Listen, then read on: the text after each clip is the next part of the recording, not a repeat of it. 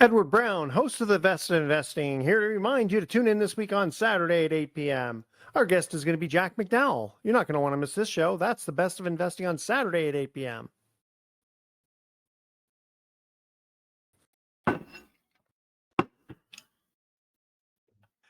Welcome. You're listening to The Best of Investing. I'm your host, Edward Brown. Our phone number is 888-912-1190. Use that number to answer the trivia questions for a 5-pack tanning certificate given away during the show. That certificate's not sponsored by the radio station, but by Tan Bella Tanning Salon with 2 locations in San Francisco and 1 in Marin. Today's trivia theme is baseball. We've had that for the last few weeks, and people love it. So these are kind of hard baseball questions, but we do have a special guest today, Dan Deppen of Fusion Notes, and the name of this episode is Achieving Financial Independence Through Alternative Investments. I'm going to read a little bit about Dan here. He's the owner of Fusion Notes, a company that makes mortgage and note investing accessible to individual investors while helping lower income Americans keep their homes. As a former aerospace engineer and product manager, Dan transitioned to full-time note investing in 2018, leveraging his expertise in product strategy, marketing, sales enablement, and business development. Dan offers invaluable insights into the world of note investing, a powerful tool for generating passive cash flow and achieving financial independence. With his deep understanding of the industry, he can unpack complex topics, share practical strategies, and inspire audiences to explore this lucrative avenue of real estate investing. As a podcast host himself for the Note Investor podcast, Dan understands the value of delivering engaging, actionable content that resonates with both seasoned investors and those seeking to build wealth through alternative investment vehicles. Dan, welcome to The Best of Investing. Thanks for having me on. Okay. All right. So I'm definitely familiar with this, and I think so our audience is probably got some familiarity with it because we've had I've talked about it and we've had other guests on, but we definitely want to get your take. We'll we always have some new clients. We always have some new listeners. So tell us exactly note investing. How does it work? Yeah, so note investing is basically it's kind of I call it a niche form of real estate investing. But instead of buying a property, like buying a property and doing a rental or a fix and flip, you're actually buying the loan on a property. Typically a mortgage could be a land contract. And then once you buy this loan, you basically function as a bank. So if it's what they call a performing loan, the borrower's making payments, that's the easiest way to do it. You just buy the loan and then you collect payments from the borrower. And then just like a bank, if the borrower stops making payments for whatever reason, then you've got the right to foreclose and do other things. And now you don't originate notes. Is that right? I do on occasion. Not that often. Sometimes when I have non-performing notes that I either take through the foreclosure process or the borrower decides to leave and signs off, and then I end up with an REO that I'm selling.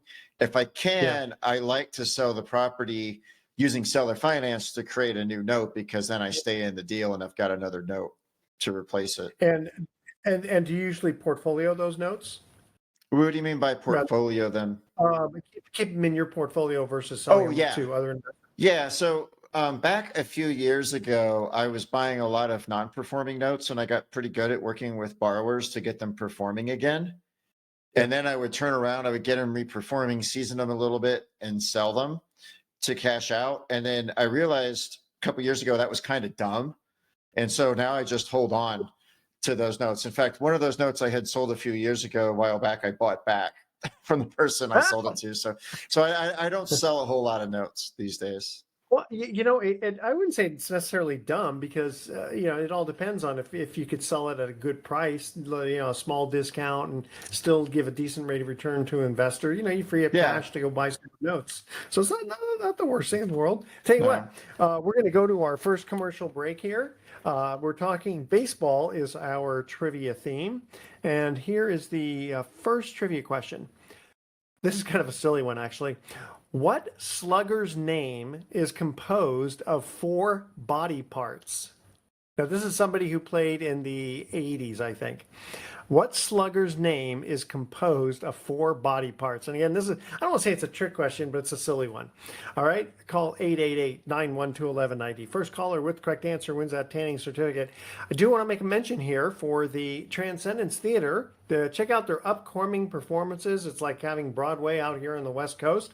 I've been to a number of events. They're phenomenal. bestnightever.org. Also want to make a mention here for Mountain Mike's Pizza in San Rafael. Always get hungry when I mention them. They got excellent pizza, and as we say, pizza the way it ought to be. All right, stay with us. You are listening to The Best of Investing. Don't touch that dial. We are going to be right back.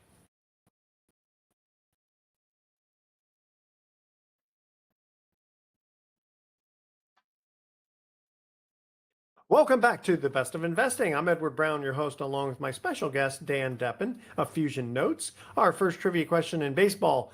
What slugger's name is composed of 4 body parts? I mean, this is really hard, I gotta say, because it's a silly question. Ready? Tony Armas. So you have toe, knee, arm, and you get the picture. Okay. I don't think anyone's going to get that one, but I thought it was kind of a fun little trivia question here. So, do you want to make a mention here also for Dr. Wilkinson's Backyard Resort and Mineral Springs, voted best natural hot springs in Calistoga by Travel and Leisure magazine. Check them out at drwilkinson.com. Believe I've been there many years ago, and it was just a very relaxing place. You got the hot springs there in Calistoga. Awesome, just awesome. Check them out. Dr. Wilkinson's Backyard Resort and Mineral Springs, Calistoga. All right, we're back in the studio here with Dan. Dan, how did you get started in notes? Yeah, I mean, I found it about 7, 8 years ago when I was looking to diversify out of stocks and put some money in real estate. I had started buying stocks when I was like 19, was always into investing. And, after living through the dot-com boom and bust and the financial crisis, like I just wanted to move money into real estate. And even back then in the Denver area where I am, like I originally thought, well, okay, I'll go buy a rental or something. The cap rates were pretty tough back then. It's probably worse now with property values going up. And I was looking for alternatives. And then I came across notes, and it attracted me because for one, my dad and my grandfather worked in the loan business, not notes like this specifically. They were doing other stuff. And then when I was in business school doing my MBA, I took an elective in fixed income, which bond analysis is different than mortgage notes, but it has some similarities. Yeah. And that was one of my favorite classes. And so it just kind of drew me in. And I also just liked that it's kind of a niche area. It's a really big market in terms of the number of notes that are out there and the size, but not a whole lot of people do it. So it's not as competitive as other forms of investing. You know what? It's interesting. I'm finding that notes are getting higher prices now than they were. Yeah. On that decision. It's interesting you mentioned Denver, because back in the early 80s, I had my securities license, and I used to go to these events where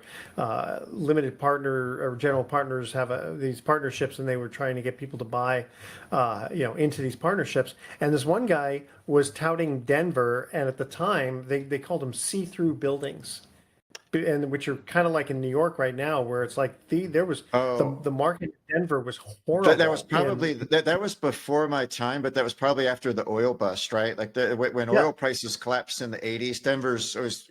Colorado's kind of a big oil and gas state.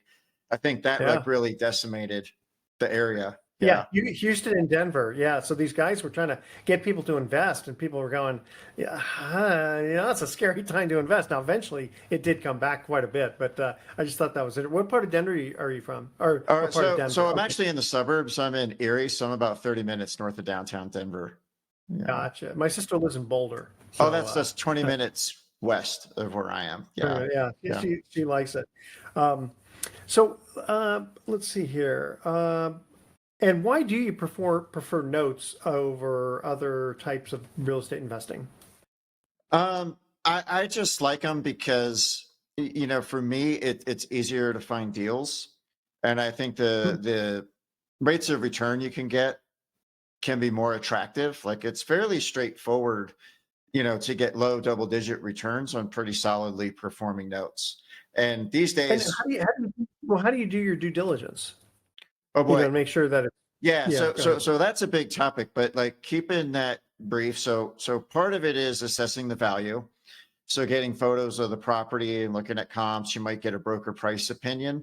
Now, I'll call Uh-huh. out that one of the big risk areas when you buy a note is, unlike the property, you can't see inside, right? Like there's a borrower Yeah. in there. So especially if it's a non-performing note, it's kind of like that game, like what's behind door number one. You're not quite sure, Yeah. but you got to do that. And then the big one is validating the chain of title. So you want to pull an O&E Yeah. report or a title report. And then even though I've gone through, I've bought well over 100 of these, I've done enough that I can spot most flaws. I still have an attorney in that state go through the docs for me, because sometimes you can have title flaws. So you want to make sure the title's clear so that, God forbid, you do have to foreclose, like you have a path Yeah. to do that. Yeah. Well, generally, what does it cost you to have your attorney do the due diligence for those docs? Yeah. So Roughly. it depends. So a lot of mine are in Michigan, Indiana, and Ohio. And I Mhm. use a lawyer named Franco Barilli. He covers all those states for me, and he charges me $150 to do That's those. And all? he's pretty quick. That's all. Yeah. Yeah, because he works with a lot of note investors, and he has kind of a little process down, and he's pretty quick. Now, if you're like if I were to go to a state that I hadn't done a note in, and I called, say, a random real estate attorney, they might want to charge me a couple $100 an hour and spend a few hours going through the file. Don't do Yeah.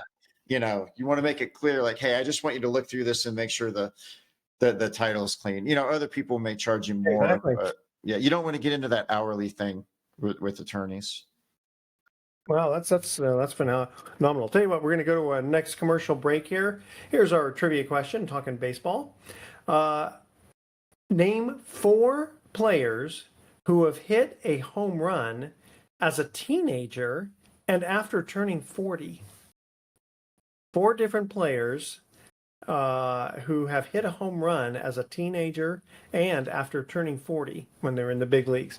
Call 888-912-1190. First caller with the correct answer wins that tanning certificate. Want to make a quick mention here for the Axiom Hotel in San Francisco, located in the heart of Union Square. The Axiom Hotel blends a sense of history with modern touches. Guests rave about the staff and how quiet the hotel is, and you're downtown right there in Union Square in San Francisco. All right, stay with us. Check them out at axiomhotels.com. Don't touch that dial.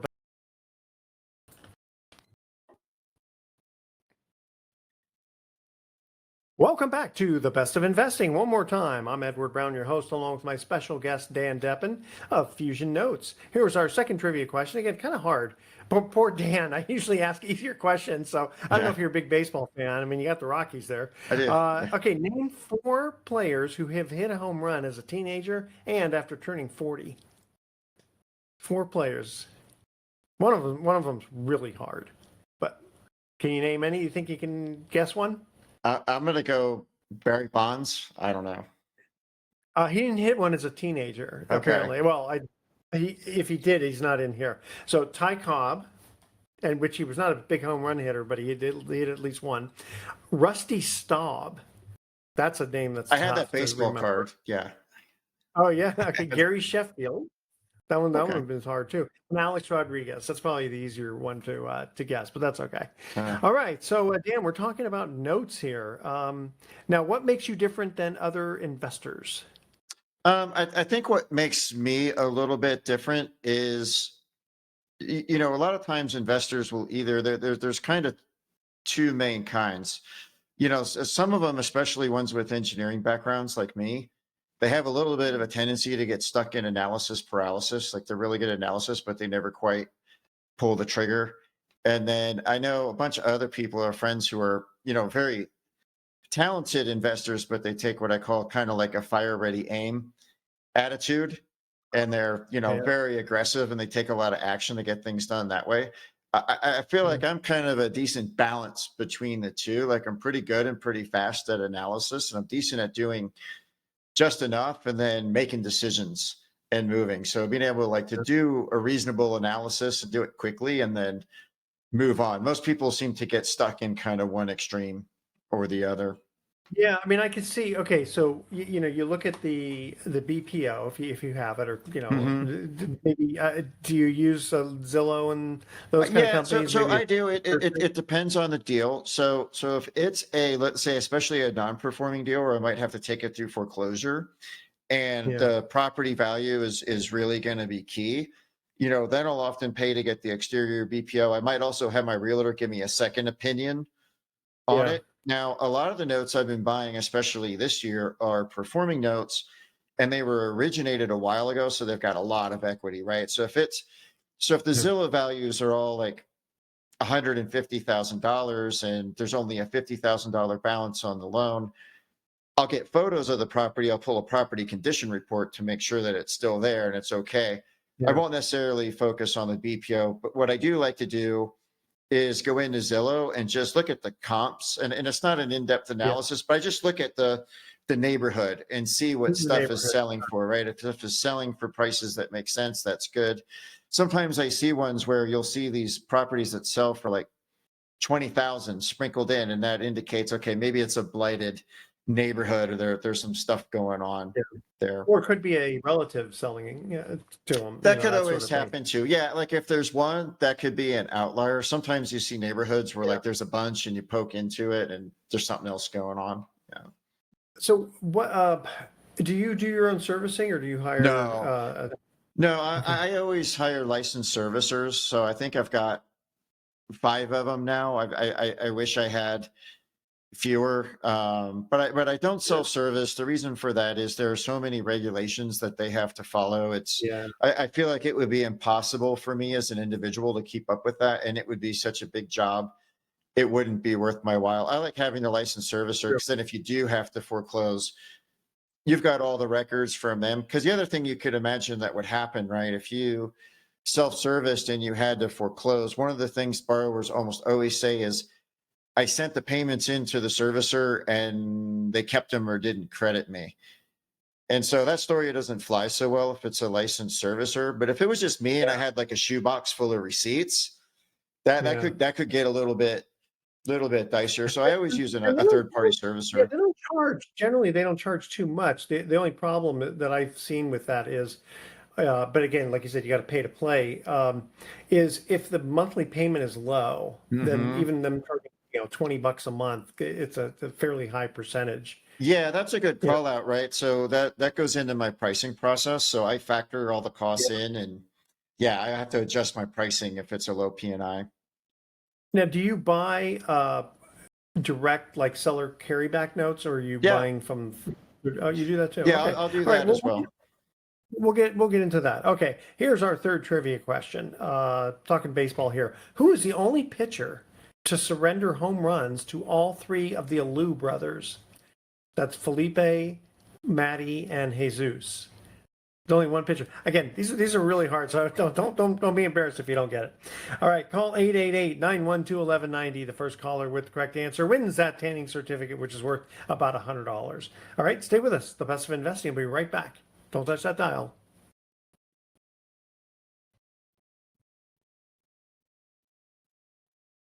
Welcome back to The Best of Investing. Edward Brown here, along with Dan Deppen of Fusion Notes. All right, third trivia question. Who's the only pitcher to surrender home runs to all three Alou brothers? Tough question. So I'll just give you the answer. Ferguson Jenkins. Tough one. That's a tough one. 1967 to 1973 is when he did it. Okay, Dan. So let me ask you this: what? Okay, so we were talking about the fact that you'd look at the BPO and then you'd look at either now we're just starting this conversation off either the unpaid principal balance or the legal balance because Hmm. usually there are differences on that, and then your monthly payment, your loan to value, etc. What other things do you look for? Will you buy notes that are not seasoned? Oh, certainly. Yeah, I'll buy Okay. notes that are not seasoned. Like so, for example, like let's say it's a seller finance note that's relatively newly originated. Okay. In that case, what I'm really going to wheel on is the value of the property. and then the Yeah. amount of down payment that the borrower put down. Like I gave you two. Could turn into an NPL pretty quickly. Yeah, I gave you two extreme examples, right? Like if the borrower only now the other thing you got to watch out for when you buy seller finance notes is a lot of people who create those will inflate the sale price because a lot of the Yeah. buyers they're comparing to rental prices, right? And so they may not even care that they're overpaying. So like you could have a note that let's say they wrote it for $100,000, property's really only worth 80. If the borrower only put 5% down, at some point they're going to realize they're upside down, and then that's going to get super sketch, right? So that would be one extreme. That note I might not even bid on, or I would just adjust my pricing to the point to compensate that, in which case the seller's probably not going to sell it to me.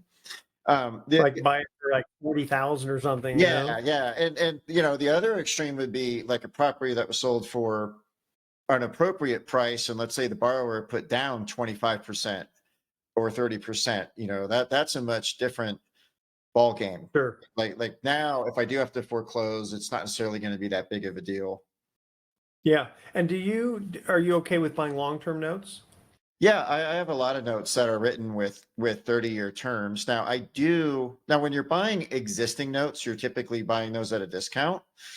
And Yeah. I like to buy them with shorter terms because Okay. let's say you pay 80 cents on the dollar. If there's only 5 years left on the loan, I'm capturing my discount a lot Yeah. faster than if it was a 30-year loan. Yeah. So And generally, what kind of I know I'm sort of rapid firing here. Generally, when you're buying a performing note, forgetting these weird optics potential, what mhm. kind of rate of return are you looking for?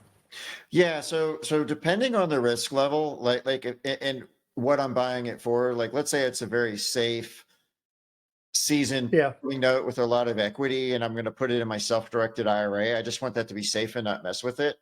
I might be Yeah. buying that around 10%. Okay. If it's something else where I'm using an outside investor, like a lot of times I'll hypothecate loans against Okay. these, and it might have a little more hair on it. I might be buying those at like 14, 15%. Okay. Oh, Well, that's a good compensation for the risk. yep. Yeah. And okay, so I want to hear a horror story, and I want to hear a success story. Yeah, my horror story, which I still have not done a case study on because I haven't had the guts. So I bought a non-performing note in Muncie, Indiana, took it through the foreclosure process, never made contact with the borrower. It was weird. Got the property back, went in and found out it was a full-fledged hoarder house.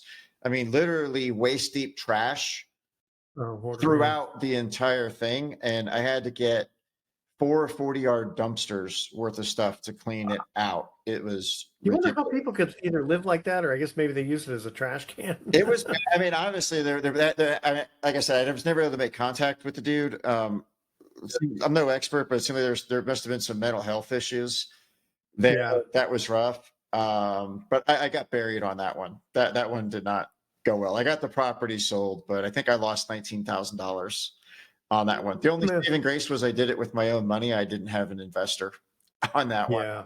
And then you said a good story. A success story. Yeah. Yeah, a good story was one where I bought this non-performing loan in Memphis, Tennessee. The borrower Huh? was a serial bankruptcy filer. Like she had filed many Okay. bankruptcies and she was kind of eligible to do it again. So I knew she would do that. And this loan had been modified a few times where her payment was taken down all the way to like $250 or something. It's like a $160,000 house. She still Yeah. wouldn't pay. So I bought the loan. She filed bankruptcy again, went through the foreclosure process, tried to get her to do a cash for keys. She wouldn't do it. Very nice, like throughout. And I couldn't figure out what she was thinking. Because if I could do the cash for keys and sell it retail, it'll sell for more than if you take it through the sheriff's auction. And it's good for both of us because I sell it for more, and then at least like she gets money for moving expenses Sure. instead of getting zeroed. She wouldn't do it. And then she filed bankruptcy again, like right before the foreclosure auction. And she must have had the worst bankruptcy attorney ever because she could file bankruptcy, but because the one before that was so recent, it wouldn't Yeah. stop the Got the sheriff's auction. And so that one turned out to be a big win. I forget the exact percentage, but it was like over 80%. And it could have been even bigger if she had done the cash for keys. And the lesson learned for me was I couldn't figure out what she was thinking. If I had realized that she might be thinking she can file bankruptcy again, I might have been able to call that out to her. We might have done the cash for keys, and the property might have sold for 160 instead of 130 at the sheriff's auction, like it did. Gotcha. And so you were able to kick her out. Yeah, well, I don't know if the buyer had to kick her out, but basically it sold at the sheriff's auction, and then I got paid. Gotcha. Yeah. Gotcha. And do you stay away from New York because of all the rules Absolutely. there? Yeah, I've never done New York. I've never done New Jersey. I did one in Pennsylvania, never again. Like the Northeast is just challenging in general. Although I was at the Diversified Mortgage Expo, the one conference a couple of months ago, and there's actually a lot Yeah, I of was there people who too. do that. Oh, okay. I could hit you there. But Yeah. so there are a lot of people who do, but no, I've never been willing to touch it. Yeah. Yeah, in theory, if you get a large enough discount, it can work. Yeah, we're working with some stuff on that. You know, again, the cash for keys, just to get people out, and it's amazing the kind of stories people come up with. But all right, audience, stay with us. We're going to be right back with some closing comments. Don't touch that dial.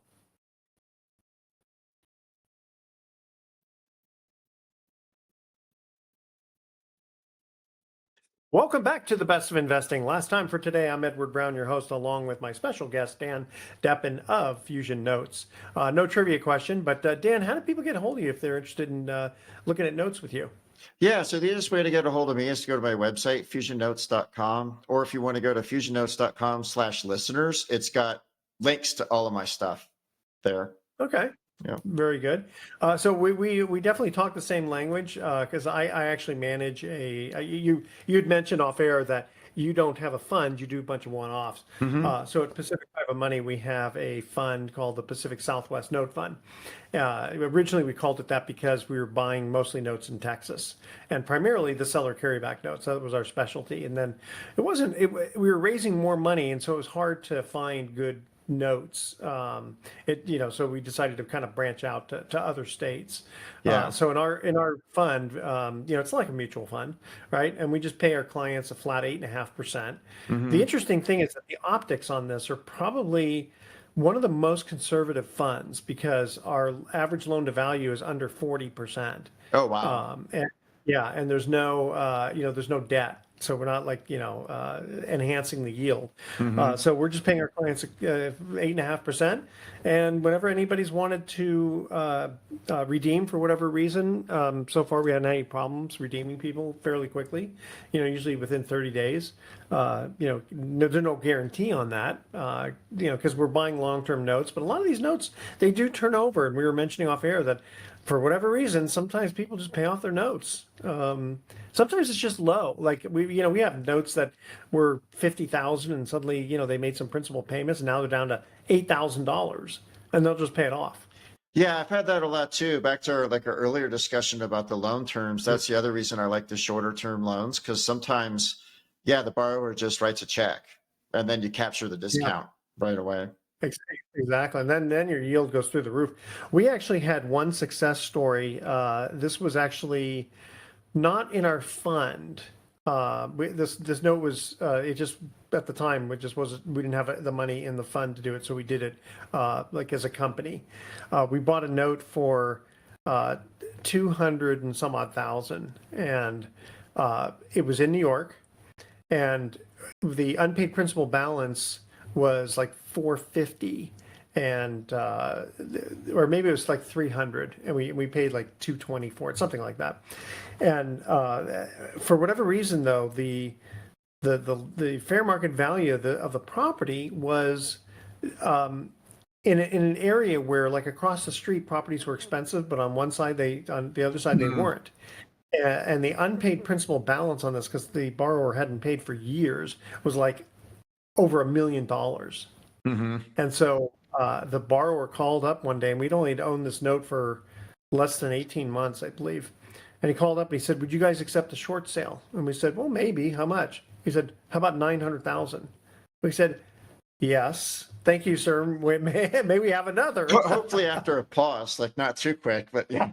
Yeah. Let me check on that and call you. Well, you know what? I mean, because the property wasn't worth $1,000,001, but it was worth about 900, and the guy didn't want to have something bad on his credit, Yeah. and wasn't enough equity in it anyway. So yeah, sure, we'll accept that. So not bad for a $200,000 investment. Yeah. Walk away with 900. That's kind of nice. I haven't had one like that yet. Yeah. Yeah, that was definitely a one-off for sure. Yeah. All right, Dan Deppen of Fusion Notes, you ready for our thoughts for the day? I am. Here we go. Okay. So one day I was speeding and a cop pulled me over and said, how high are you? And I said, no, sir, it's hi, how are you? And then he said, papers. And I said, scissors. And I won, so I drove off. But he must have wanted a rematch because he was following me for about 45 minutes. Still couldn't understand that one. All right, audience, and with those dad jokes, tune in next week to The Best of Investing. We're going to be giving away more free prizes for answering trivia questions. Thanks for listening. On behalf of our team, I'm Edward Brown, wishing you the best of investing. So long.